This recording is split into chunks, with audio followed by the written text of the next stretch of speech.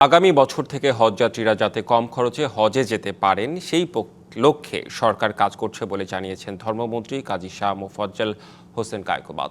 রাতে আশকোনা হজ অফিসে ডিবিসিকে একথা বলেন তিনি। কারো স্বেচ্ছাচারিতায় হজযাত্রী হয়রানির শিকার হলে তাদের বিরুদ্ধে আইনগত ব্যবস্থা নেওয়া হবে বলেও জানান মন্ত্রী। প্রধানমন্ত্রী চেষ্টা করতেছেন আগামী হজে যেন আরও টিকিটের টাকা কমানো যায়, এবং আমি ব্যক্তিগতভাবেও মশার মেশিন কেনার ব্যবস্থা করেছি। রেপিং করার কাগজ, সেই কাগজও ব্যবস্থা করে দিয়েছি।